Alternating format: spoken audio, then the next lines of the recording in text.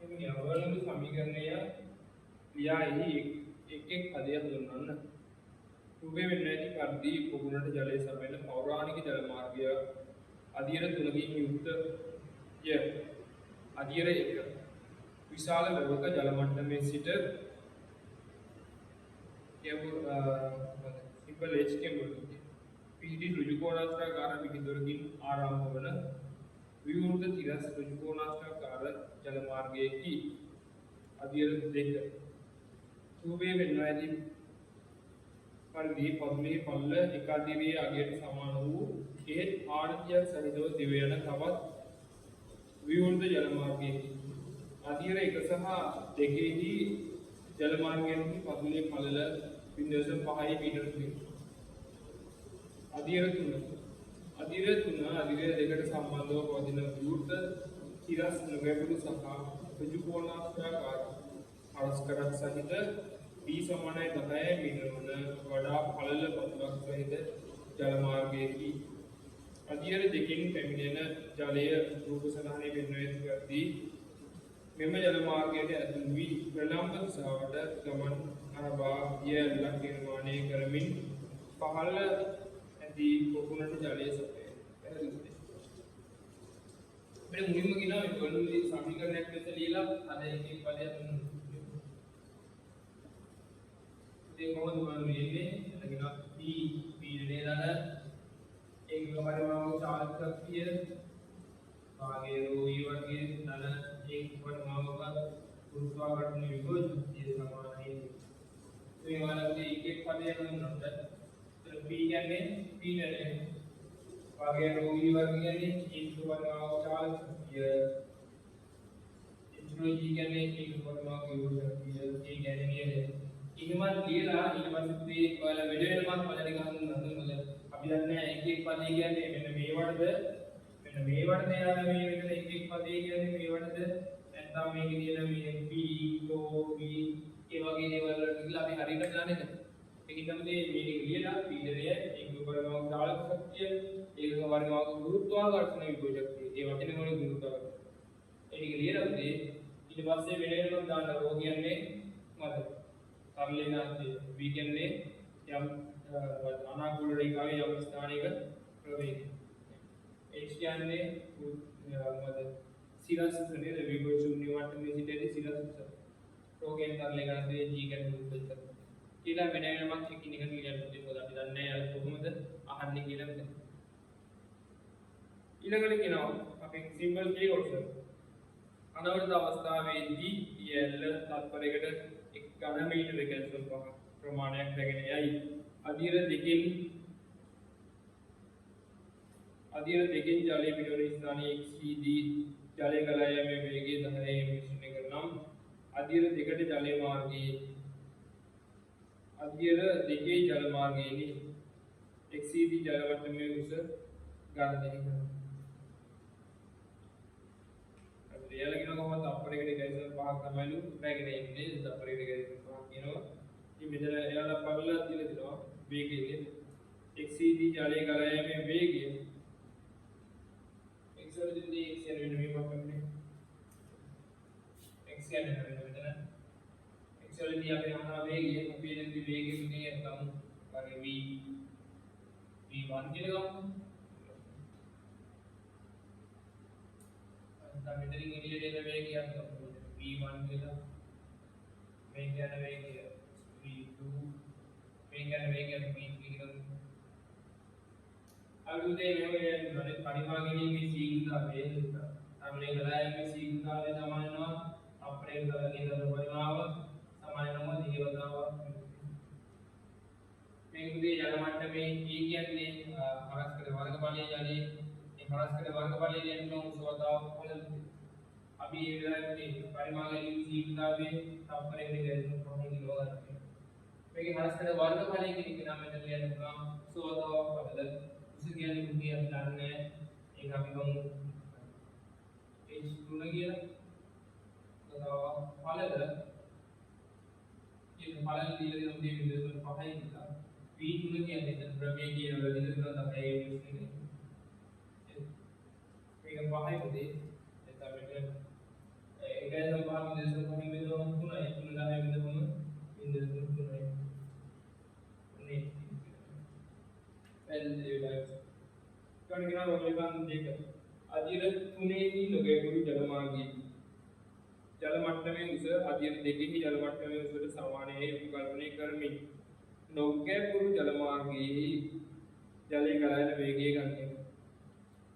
එයාලගෙන මොකද මේ වෙලාවේ උතුමලු විතර උසනේ ඒ කියන්නේ අපි ගන්න එකට බිඳුව තුනම තමයි. මෙතන ජලයේ එළියෙන් එන වේගය තමයි මේක අපි V4 කියමු. නෑ වේගය අපි මෙතනින් එළියට එන වේගය එයා මෙහෙම එළියට යන වේගය ජලයේ මෙතනින් අපි V4 කියමු. එලා උසනම් කියන උදේ අර කලින්ම ගන්න එකල බිඳුව තුනයි මලු මීටර. පල්ලක් දානවා. අපි මේ අවස්ථාව මේ කරන්නේ මේ කලින් කරන්නේ මේ අර x කියන මට්ටමද. එයාගේ x කියනවා. මේ අදියර 3 කියන එක අපි දානවා කරා. මේ එකම සමීකරණය. ඒ අදියර 3 කියන එක ඒවට දානවා. ඒ පරිමාණයේ විවිධතාවයේ සමානයි කියවතාව.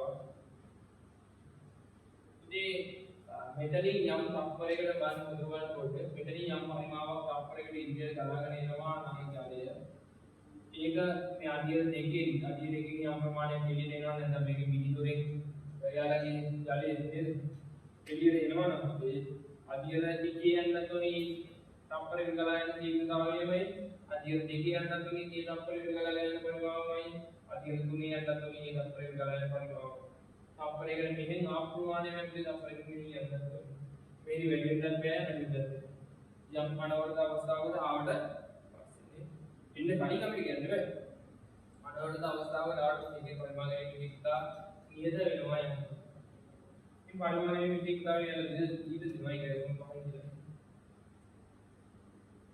මේකෙ විදිහ අපේ අරස්කල වර්ගවලයේ නේ බුලා මේක විදිහින් උසවතාව පාලනයේ උසවතාව පාලන උසනම් විදර්ශන 3යි පල්ලන D ගේ උස බිඳුව 3යි පල්ලන D ගේ කියන එයාලා කියනවා තමයි මේ D නැහැ කතාව කරන ප්‍රවේගය එළියට යන ප්‍රවේගය වංග V4 කියලා. විතර පහයි විදේ මහල්ලයි නෝ බිඳුව. මෙන්න එළියට යන ප්‍රවේගය විදර්ශන 5යි කියමු.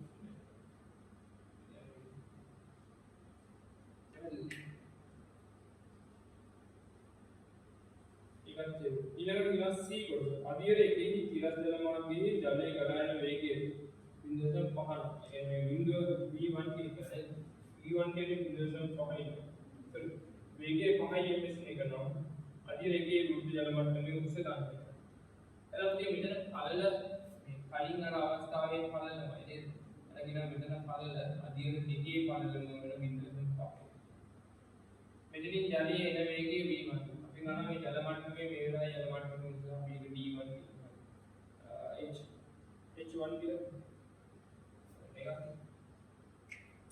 ඒ වෙලාවේ මේ අදියර එක කියන එක මෙතන නම් මෙතන කොටස් දාන්න පුළුවන් අර අපිට කලින් ගත්ත දේම මේ අදියර එක කියන එක දේවල් දාන්න පුළුවන්. මේ පරිමාණයේ විශේෂතාවය සමානයි ඒවට. මේ අවස්ථාව එකකදීව පරිමාණයේ විශේෂතාවය වෙනස් වෙන විදිය අදියර එකේ පරිමාණයේ විශේෂතාවය කියනවා. ඒකේ මුගේ හර්ෂකට වර්ගඵලය අපි දන්නවා උස කියලා නෑ කොහොමයි සිම්පල් h1 කියලා ගමු. පතා පළල බිඳුව 5 මිලිමීටරේ ඒ අදියර එකේදී ජලයේ ගමන් කරන හරස්කට වර්ගඵලයේ ජල මුස්ලිමෙන් විකරණා ගමන් කරන ජලයේ හරස්කට වර්ගඵලයේ වතාවක් මෙතනදී ප්‍රවේගය ඉදිරියට මෙතනදී ගමන් කරන ප්‍රවේගය එලා දීලා නොති 5 ms මේක 5 ms මේක යාළුවෝ මේක මෙන්න දාන්නේ 3යි තුන වෙදී 5 දිනයි බර බින්දුව තමයි 6 නේ බින්දුව 6යි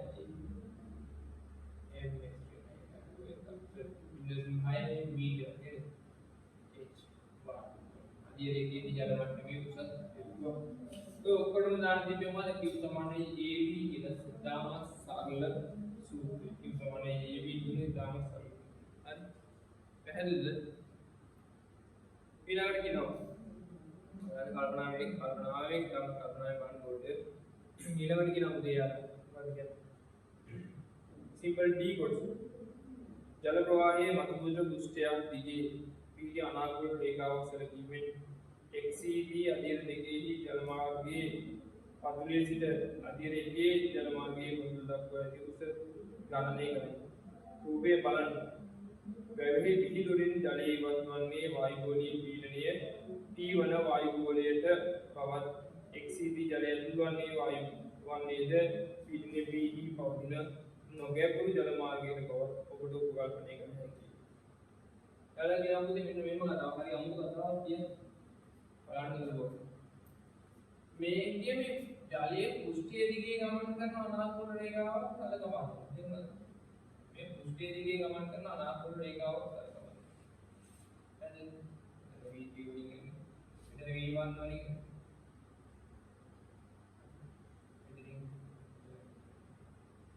දෙකෙන් ගෙන් යන්නේ දෙකට ඇතුල් වෙන තරමේ මේ හරියන්නේ එයාමද අර අපි ගන්න එකේ V1 වේගෙන්ම තමයි කුෂ්ඨයේ දිගේ ගලන වෙන අනාකූල රේඛාවක් සලකන්නේ කියලා කියන්නේ හැබැයි පුතේ අර අපින් අහන්නේ මොකද මේ මට්ටමේ පතුලේද මේ මට්ටමේ පතුලේද උතුමනේ වයිගෙන් කියලා තමයි යන්නේ. එතන මේ කුෂ්ඨයේ දින පුතේ ජල මට්ටමට දින උදා අපි ගන්න වෙනවා. ඒ මම ගන්නවා මොකද මේ මට්ටමේදී අපි පුතේ උස ගත්තා නේද මෙතනදී උස ගත්ත විදිහට 3 මීටර. ඒ කියන්නේ මෙන්න මේ වෙලාවේ මෙන්න මෙයා අපි ගන්නේ පතුල වල අතර උස. මෙන්න මෙයා පුතේ ඉන්නේ මීටර 3 මීටර නේද? ගන්න එක අපි 3 මීටර. මීටර 3 මීටර ඉන්නවයි මේ මට්ටම මේ ඉන්දියාවේ ඉන්න මේ මට්ටම දිගු මීටර 3 මීටර.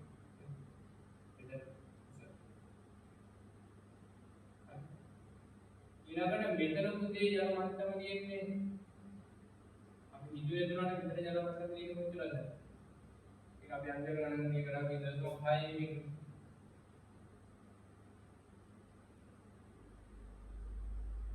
ටිකක් සරිගුද විදුතරම් උසක් නෙවෙයි මෙතන ඒ කියන්නේ එතන සෙන්ටිමීටර් 30ක උසක් තියෙනවා මෙතන සෙන්ටිමීටර් 60ක උසක්. ඊළඟ කියනවත් දෙක නේද අනික ගාන මුදේ මේක පෘෂ්ඨයේ දිගේ ගමන් කරන අනාකූල රේඛාව සලකපන් අහන්නේ මොකද මේ මට්ටමින්ද මේ මට්ටමට උස y තමයි නේද පැහැදිලි ඔහි තමයි යන්නේ ඔයාලට පෘෂ්ඨයේ දිගේ ගමන් කරන අනාකූල රේඛාව තමයි සලකපන් කියන්නේ ඊළඟ අපිට මෙතෙන් එළියට එන වේගය යාර කියන දෙයක ප්‍රති පමණටි වල නැත්නම් විරුද්ධව අපිට වැඩ කරන්න යන්න බෑ එහෙම ගන්න පුළුවන් ඉතින් එහෙම කරොත් එහම අපි උත්තර වලට ගැටලුවක් එන්න පුළුවන් ඒකින් අපි යාලා කියන දේ මොකද අපි ගමුදේ මෙන්න මේ මට්ටම ගුරුත්වාකර්ෂණ විභජක සමානයි දෙකනේ ගුරුත්වාකර්ෂණ විභජක සමානයි ඊගල් දුන්නා මේක නම් යාලා x කියලා දෙන්න දෙනවනේ මම මේ ස්ථානයේ පුතේ මෙතන ස්ථානයේ මේ කැපිටල් y කියලා මේ උස සිම්පල් y මේ ස්ථානයේ පුතේ කැපිටල් x මේ ස්ථානයේ කැපිටල් x මේ ස්ථානයේ කැපිටල් y එලගෙනවා මේ දැන් දෙකේම x කී y කී දැන් දෙකේම මොකද පීඩනය ඉනිමයි කියන්නේ y කොට. අපි මේ y ට කම x ට බරමුලි දාන්න ඕනේ. y ට කම x ට බරමුලි දාන්න ඕනේ. අපි ඉතින් බරමුලි දාමු. සම්ලයෙන් කරන්නේ දී පට ගන්නවා y කැපිටල් එකේ කැපිටල් y ගන්නවා කැපිටල් x බරමුලි දී next कमा कैपिटल y रे बर्नौली දැම්මම පුතේ कैपिटल y වල පීඩනය එලගෙන y වගේ පීඩනය ධන එකම පරිමාව චාලක ශක්තිය අපි කාලයක් දරෝ කියලාම වාගේ ρ v1 ගේ සමාන වෙන්නේ ධන විභජක ධනය අපි උදාහරණ විභජක ඉංග්‍රීසියෙන් කියන y ධන 0.6 ගේ हेटेरोजेनियस तरह H කියන්නේ y ධන 0.6 කොහොමතාව H2 සමාන වෙනුනේ x වලදී පීඩනය ඒක P මයි ඊට x වලදී චාලක ශක්තිය භාගයයි බලන කල්පනාවේ භාගයයි ρ v2 ගේ v2 නෙමෙයි නේද V3 කියලා V3 ගේ වර්ගය අර විභව ශක්තිය මේ බලන කල්පනා මේ මෙතන නම් මෙතන බිඳ තුනයි ඒ බිඳ තුනක් තියෙනවා. දැන් තුන වතාවක් හෝ වතාවක් පීඩනය කැපිටල් පීඩ ඉවෙන්ට්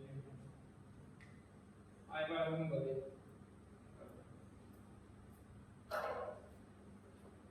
පීඩනය කැපිටල් ඊගොල්ලෝ මොනවා කැපිටල් පීඩනය කැපිටල් ඊට පස්සේ මුළු සමීකරණ රෝගෙන් බෙදාගෙන යන්න පුළුවන් නේද පීඩනය ඉවත් වුණාට පස්සේ මෙතන නේද ඊගාපාරක් රෝගෙන් බෙදාගමු වාගේ වතාවක් රෝ v1 v1 කියන්නේ කිව්වේ අපි දෙවුවා v1 කියලා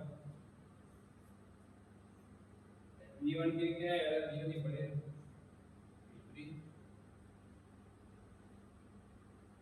इधर पहाड़ी एमएस के लिए ने अभी लेके मार्केट में के पहाड़ी एमएस के लिए ने हमारे का नाम के इधर तो पहाड़ी वाली है वाई दान है इधर हमारे रोगी निकलना नहीं की गांव में के में होती सीधा है आज इसको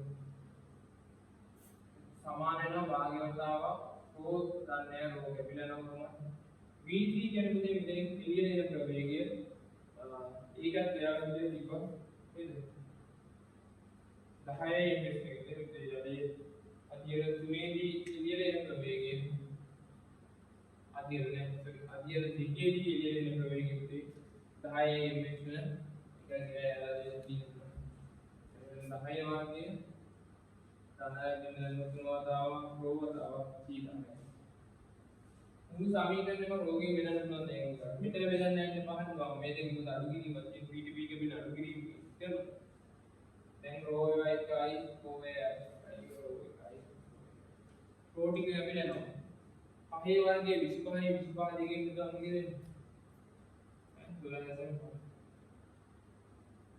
ठीक है दाएं उलगना ताकि वाइने वाली दाहूं इनर जो खाने वाला सामान्य में दाएं वाली सीए सीधे इंदु पर इधर के होने इधर पांच तो है ये पांच तो ने दुलाय जो बात अड़ू नाम अतले जुम हाइने दे अतले जुम बाबूते 10 බෙදුවාම 4.2යි මේක 10 බෙදන්න බෑ මේක හැබැයි දානවා විනා එතන ඊපස්සේ මේක දානවා මෙලීම විදිහේ එහෙමනේ මේක හැබැයි දානවා වගේද 4.2 ඒක ආයෙ බලන්න 10 බෙදන්න ඕනේ ඊගව බලන්න 10 බෙදුවම කියෙන්නේ 4.2 10 බෙදුවම 4.2යි ඒ කියන්නේ y ධන බිංදුව 6 කියන එක අපි බලනවා කියලා 4.2යි මේක හැබැයි දානවම පිනක් වෙනවා නේද?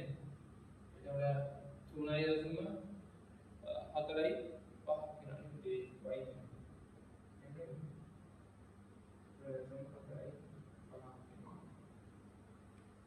ඒ y. ओके ඒක මොනවද?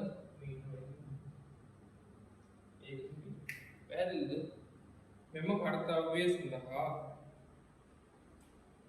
වැවෙහි පවත්වාගත යුතු ජල මට්ටමේ උස සිම්බල් H ගණනය කරන්න. සිම්බල් H ගණනය කරන්න කියලා තියෙනවා. සිම්බල් H කියන්නේ මොකද? මෙතනලා මෙතන නේද? ජල මට්ටම. ඉතින් මෙතන අපිට දැන් මේ ශක්තිදාංශකයේ දාලා පොඩි අංශුවක් ඉස්සන්නේ මොන අංශුවක් දාලා ගන්න හදන්න පුළුවන්. මම ඒකට එහෙම නැත්නම් දැන් බර්නූලි දාන්න මොකද මේක බර්නූලි ගැන කතා කරනකොට මොකද ගානේ මුලින්ම බර්නූලි සමීකරණය පිළියන්නේ කියලා කියනවා නේද? ඒක නම් මේ වෙලාවට මම බර්නූලි දාන්න ගන්නවද? මේ ජල මට්ටමේ ඉහළින් ස්ථානයේ කුලේ දින අංශුක අංශු එන්න මේ වගේ ගමන් කරනවා නේද? මෙතනින් එළියට එන ප්‍රවේගය පුතේ මොකද එන්නේ? ඉතින් මේ එළියට එන ඉවත් කරන ප්‍රවේගය අපි දැන් ගණනය කරලා ඉඳලා දිල දෙනවා p1 5 m එකේ. මේ වගේ අනාකූල රේඛාවක් සලකමු මේ ජලයේ ගමන් කරන අනාකූල. මේ හරියේ තියෙන අංශුන් ඉන්නේ වායුගෝලීය පීඩනය වෙන p2 මේ එළියට එන අංශුන් පුතේ එළියට එන මොකද වායුගෝලීය පීඩනය වෙන පීඩනය. මේ ඉහළ ජල මේ වැවේ මේ ඉහළ කොටසේ අංශුන්ගේ පීඩනයක් පීඩනය P අන්තිම නිශ්චලයි කියලා දෙමු. එළියට යන වේගයෙන් අපි දැන් මේ නව විභව ශක්තිය ශූන්‍ය මට්ටම මෙන්න මේක කියනවා. මේ මට්ටම නව විභව ශක්තිය ශූන්‍යයි. ගුරුත්වාකර්ෂණ විභව ශක්තිය සාමාන්‍යයි. එහෙනම් නව ගුරුත්වාකර්ෂණ විභව ශක්තිය නව ගුරුත්වාකර්ෂණ විභව ශක්තිය ශූන්‍ය මට්ටමේ කියලා ගමු. පහළ මට්ටමේ ඉඳලා අපිට දැන් මොකද මේ වලේ මේ ලක්ෂ්‍ය ගමු. A කියනවා මෙතන A කියනවා මේක මේ මට්ටම B කියනවා. මේ අවස්ථාව මේ ස්ථානයේ B කියනවා. අන්න ආය බලමු දී අපිට ගන්න බලමු මේ A ට තමා B ට බර්නුලීදී A ට තමා B ට බර්නුලීදී මේ ස්ථාන දෙක අපි බර්නුලීදී A ට තමා B ට බර්නුලීදී මේකදී පීඩනය උදේ P කියලා ගන්නකොට පීඩනය P දාන මෙතනදී ඒක පරිමාණ චාලක ශක්තියක් නැහැ පුතේ මොකද ඒක නිශ්චලයි ඒක පරිමාණ විභව ශක්තිය මේ ශූන්‍ය මට්ටමේ ඉඳලා මෙතන තියෙන විභව ශක්තිය h ρ g දෙන්නේ විශේෂ h තරංගය හෝ වෘත්ත කරන්නේ සමාන වෙනවා මේ එළියට එන තැන ස්ථානයේදී පීඩනයේ එතන කීම තමයි දාන ඒක පරිමාණ චාලක ශක්තිය ප්‍රවේගයක් තියෙනවා ඒකින්ද භාගයේ රෝ v1 ගේ වර්ගය ධන ඒක පරිමාණ විභව ශක්තිය මේ එළියට එන අයිති විභව ශක්තිය නැහැ ඒක පරිමාණ විභව ශක්තිය හරි දෙපැත්තම p ට p කැපෙනවා p ට p කැපෙනවා හරි